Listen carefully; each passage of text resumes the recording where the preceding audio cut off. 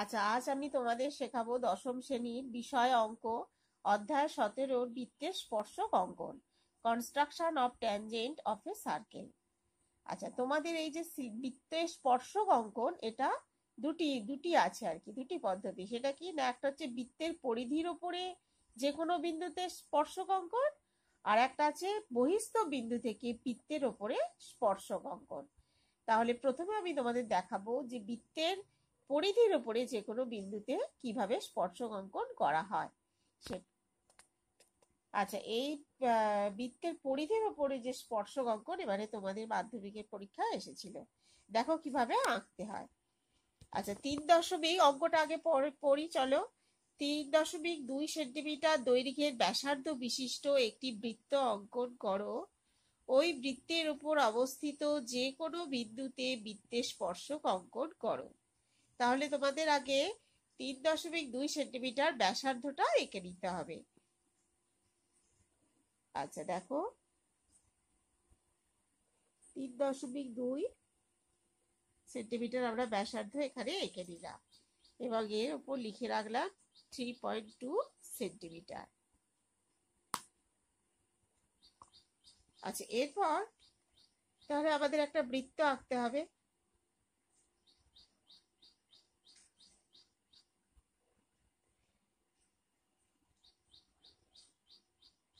এখান থেকে আমাদের 3.2 সেন্টিমিটার মাপ করে কম্পাসের সাহায্যে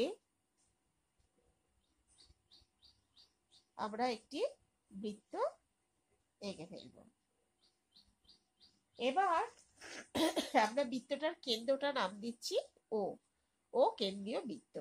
এবার ওই বৃত্ত পরিধির উপরে যে কোনো বিন্দুতে স্পর্শক অঙ্কন করা যায়।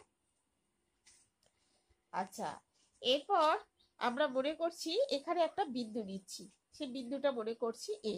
আমরা এ বিন্দুতে তাহলে এই বৃত্তটা স্পর্শক অঙ্কন করব। তাহলে এখানে স্পর্শক অঙ্কন করার জন্য আমরা প্রথমে ওএ রেখাটা যোগ করব। ওই রেখাটা যোগ করলাম। এবার ওএ সরলরেখার এ বিন্দুতে আমরা লম্ব অঙ্কন করতে হবে। অর্থাৎ ওএ সরলরেখার এ বিন্দুতে আমাদের 90 ডিগ্রি কোণ আঁকতে হবে।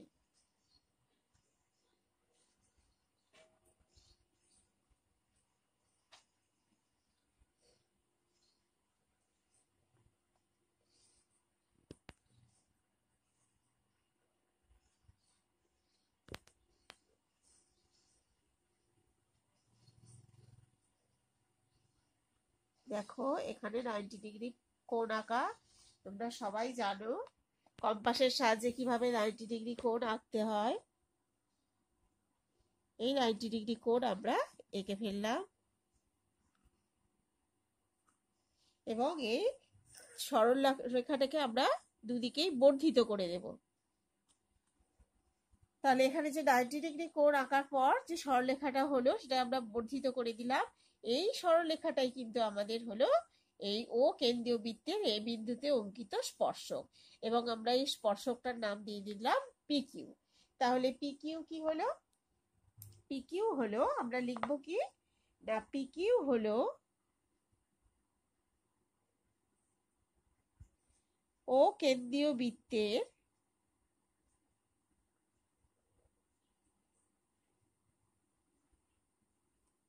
এ বিন্দুতে অঙ্কিত স্পর্শক।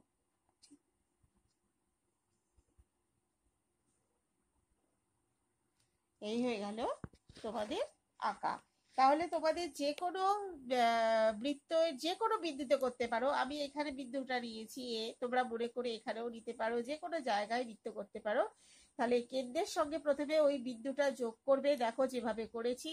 তারপর ওই ব্যাসার্ধের উপরে ওই বিন্দুতে 90 ডিগ্রি কোণ অঙ্কন করবে, করে সরলরেখাটাকে বর্ধিত করে দেবে। ওটাই হচ্ছে ওই বিন্দুতে স্পর্শক, ওই বৃত্তটা।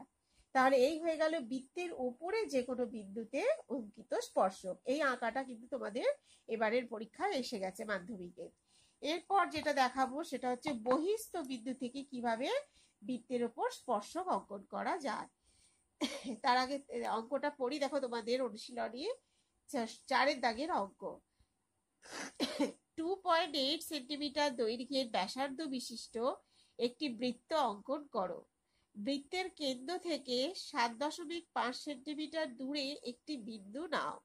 ওই বহিস্থ বিন্দু থেকে বৃত্তে দুটি স্পর্শক অঙ্কন করো।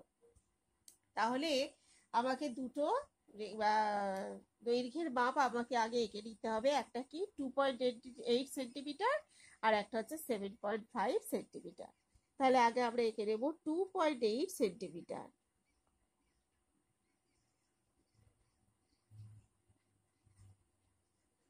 এই হয়ে গেল 2.88 সেন্টিমিটার আর একটা হচ্ছে 7.5 সেন্টিমিটার।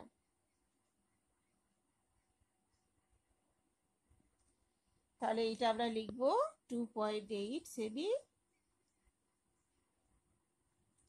আর এটা হচ্ছে 7.5 সেন্টিমিটার। এবার আমাদের একটি বৃত্ত প্রথমে আঁকতে হবে। তাহলে আমরা বৃত্তের যে কোনো একটা বিন্দু আমরা এখানে মনে করছি, এখান থেকে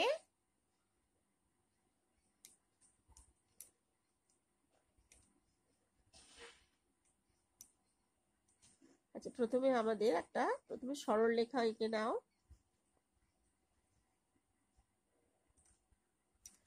এখান থেকে 2.8 সেন্টিমিটার ব্যাসার্ধ করে একটা বৃত্ত এঁকে নাও।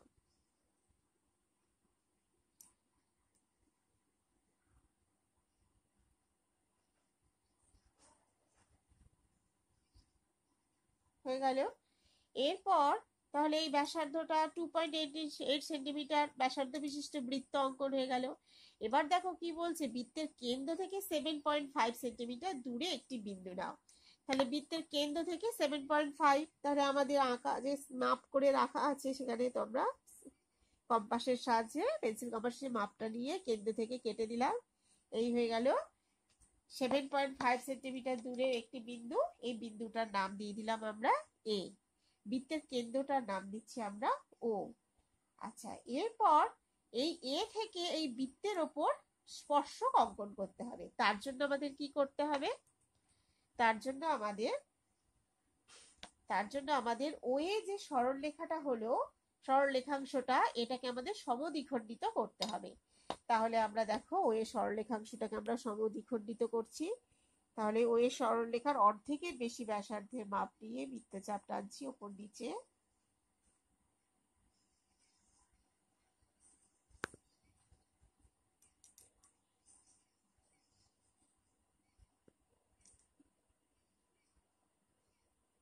আচ্ছা, এরপর এইখানটা যোগ করলাম।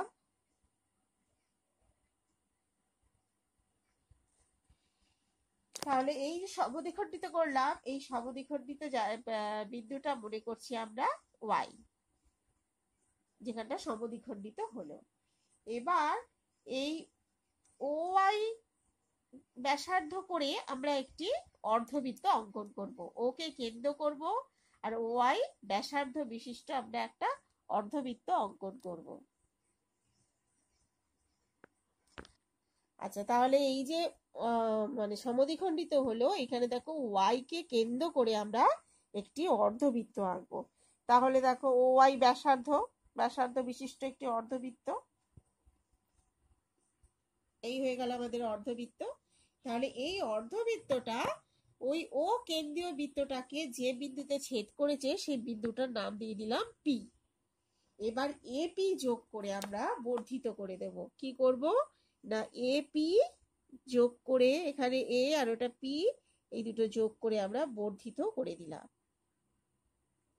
এই এপি হলো তাহলে কি, এপি হলো ওই ও কেন্দ্রীয় বৃত্তের পি বিন্দুতে অঙ্কিত স্পর্শক। তাহলে এটাই হচ্ছে স্পর্শক অঙ্কনের পদ্ধতি। আচ্ছা, এবার তাহলে বহিস্থ বিন্দু থেকে এই হয়ে গেল আমার ও কেন্দ্রীয় বৃত্তের উপর একটি স্পর্শক অঙ্কন পদ্ধতিটা আমি আবার একবার বলছি, দেখো। তাহলে বহিস্থ বিন্দু যেটা থাকবে সেখান থেকে আর বৃত্তের কেন্দ্রটা যে সংযোজক সরল রেখাংশটাকে সমদ্বিখণ্ডিত করতে হবে। সমদ্বিখণ্ডিত হয়ে দেখো করেছি, সমদ্বিখণ্ডিত হয়ে যাবার পর ওইখানে কেন্দ্র করে এই আমার ওয়াই যেখানে আছে একে কেন্দ্র করে এই ব্যাসার্ধের মাপটা নিয়ে আমি একটি অর্ধবৃত্ত অঙ্কন করেছি। অর্ধবৃত্তটা ওই ও কেন্দ্রীয় বৃত্তটাকে দেখো পি বিন্দুতে ছেদ করেছে, তাহলে এপি যোগ করে আমরা বর্ধিত করলাম। এপি হলো ওই ও কেন্দ্রীয় বৃত্তের উদ্দিষ্ট স্পর্শক। এবার এটা হচ্ছে আমার কি বহিস্থ বিন্দু থেকে একটি স্পর্শক অঙ্কন হয়ে গেল। আর প্রশ্নে আছে কি দেখো, ওই বহিস্থ বিন্দু থেকে বৃত্তের দুটি স্পর্শক অঙ্কন করো। এবার যখন দুটি স্পর্শক বলবে তোমরা কি করবে, এই অর্ধবৃত্ত না করে এটাকে একটা পূর্ণবৃত্ত করতে হবে। দেখো তাহলে আমরা এর পরের এতে আমরা কি করছি।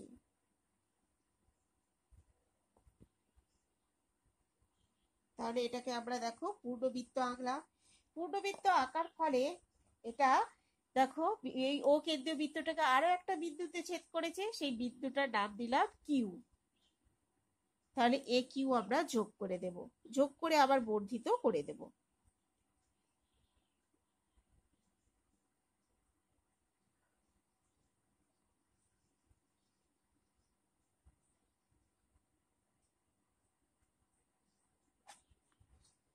আচ্ছা, তাহলে এ কিউ হলো তাহলে আরেকটি স্পর্শক। তাহলে একটা এপি স্পর্শক ছিল আর একটা এ কিউ স্পর্শক। তাহলে আমাদের লেখাটা কি লিখতে হবে, লেখাটা লিখতে হবে কি না, অতএব এপি ও এ কিউ হলো ও কেন্দ্রীয় বৃত্তের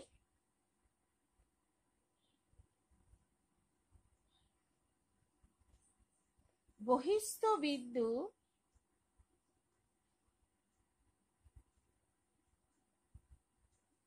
এ থেকে অঙ্কিত দুটি স্পর্শক। লেখাটা লিখতে হবে। এবং শুধু দেখো এই অঙ্কটা আর একটা জিনিস দেখো বলেছে, আর যদি স্পর্শক তো বলেছে, আর যদি বলতো স্পর্শকের দৈর্ঘ্য তোমরা মেপে লেখো তখন স্কেল দিয়ে তাহলে আমাদের এই এপির দৈর্ঘ্যটা মেপে লিখতে হবে। এখানে জানতে চাইনি কিন্তু আমি তোমাদের দেখিয়ে দিচ্ছি। দেখো স্কেল দিয়ে মেপে আমরা কত পেলাম, 7 সেন্টিমিটার। তাহলে এখানে স্পর্শকের দৈর্ঘ্য, তাহলে তোমরা তখন লিখবে যদি জানতে চায় তখন লিখবে কি স্পর্শকের দৈর্ঘ্য হচ্ছে স্পর্শকের দৈর্ঘ্য সমান কত 7 সেন্টিমিটার,